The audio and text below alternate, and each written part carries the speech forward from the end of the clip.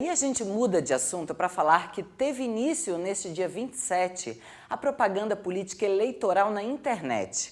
E você sabe o que pode e o que não pode nessa eleição? Nós conversamos com um advogado especialista que explicou quais são as regras válidas para este ano. Confira na reportagem.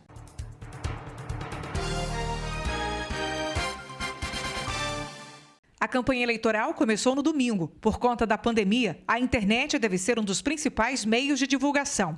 Esse advogado eleitoral esclarece que os candidatos podem fazer propaganda eleitoral na internet, em sites e páginas nas redes sociais que sejam próprios do partido político ou da coligação, ou por meio do envio de e-mails ou mensagens instantâneas.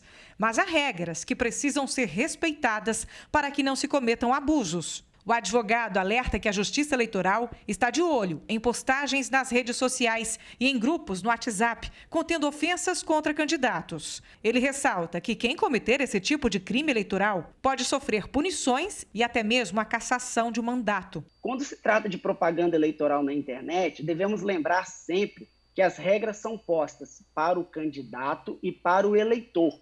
O que eu quero dizer com isso? A propaganda eleitoral ela pode ser positiva, falando bem de um candidato, mas também pode ser negativa, falando mal.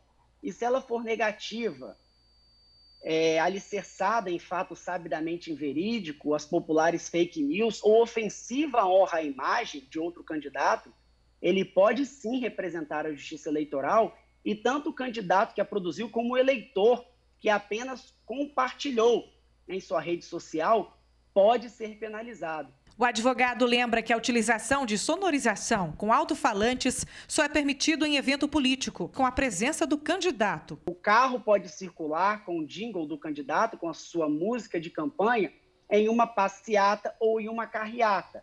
Pode, mas ele não pode mais circular de maneira aleatória, como se viam em outras eleições. Isso não está permitido.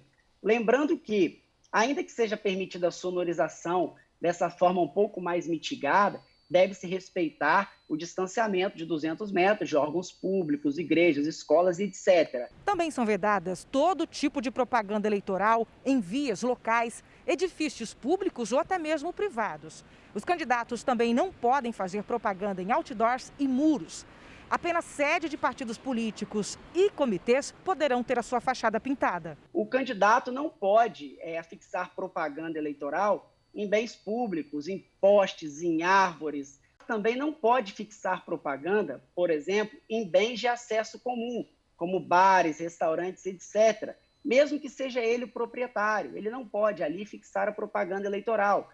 Há de se considerar uma isonomia no processo de propaganda eleitoral e assegura-se a igualdade de condição para todos. Em razão dos cuidados para evitar que eventos públicos da campanha eleitoral coloquem em risco a saúde pública por conta da propagação do coronavírus, a Justiça Eleitoral ela vem orientando aos candidatos para que eles evitem aglomerações e que os eventos sejam realizados em locais amplos e arejados. Portanto, é importante que haja uma compatibilização dos atos de campanha com o normativo de cada município. É importante conhecer o que o prefeito municipal determinou como regra para se evitar o adensamento populacional, de modo que a propaganda de rua ela é permitida, mas ela tem que ser compatibilizada por razões lógicas de saúde pública com os normativos de combate à proliferação da pandemia. Quem flagrar alguma irregularidade pode fazer denúncia através do aplicativo Pardal do TSE. O aplicativo Pardal e o próprio site do TRE conta com telefones de contato.